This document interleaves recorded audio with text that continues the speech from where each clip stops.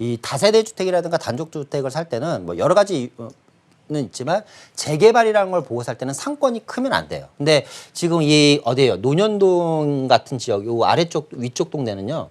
주거 지역이긴 하지만 주택이랑 상업이 섞여 있어요. 그러니까 여기는 뭐 쉽게 말하면 시장통도 많고 먹자골목도 많은데 이 반포동이라는 지역은 기본적으로 100% 주택가로만 형성되어 있고요.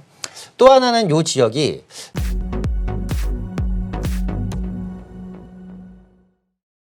노년초 주변에 이제 다세대를 거주하고 계시고 지금 전세를 거주하시고 계시는데 이거를 이제 내 집을 마련하고 싶다라는 거잖아요.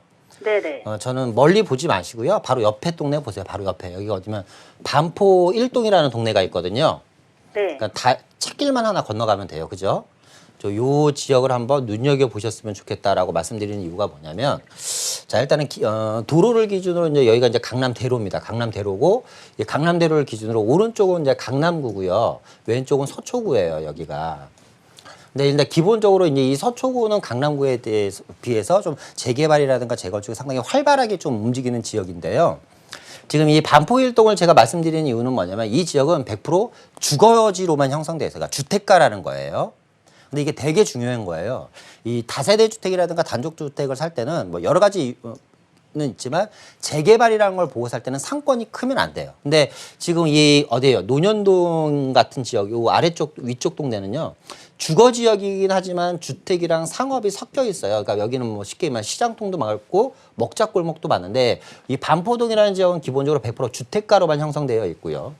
또 하나는 요 지역이 지금 위에는 신논현역이 있고 아래쪽은 그러니까 논현역이 있고 신논현역이 있는데 아시겠지만 논현역과 신논현역이 이제 조만간 신분당선이 연결되면서 더블 역세권으로 바뀌거든요. 그런데 요 지역이 서초구에서 얼마 남지 않은 택지라고 보시면 돼요. 그러니까 주택가로 보지 마시고 아파트를 지을 수 있는 택지다. 왜냐하면 보시는 것처럼 다 아파트잖아요. 다 아파트인데 주택가라는 이 신사동이랑 이 반포동밖에 안 남았어요. 근데 이 신사동 지역은 뭐예요? 맞습니다. 주거 플러스 상업이 섞여 있는 지역이고 아래쪽은 100% 주거 지역이기 때문에 이 지역이 과거 오세훈 서울시장이 있을 때 여기를 컴팩트 시티라고 해서 고밀도 복합 개발을 하려고 했어요. 그러니까 재개발을 하려고 했단 말이죠. 왜냐면 역세권 개발법이라는 게 있는데 뭐 거기까지 얘기하면 힘들고 역세권 주변이다 보니까 고밀도 개발이 가능한 거예요. 그런데 이번에 새로 이제 부임하게 된 이 국토부 장관 내정자분께서 뭐라 그랬냐면 역세권 컴팩트 시티 개발에 집중하겠다 그랬어요. 무슨 얘기냐면 종상향을 아주 확실히 해서 역세권 주변에 있는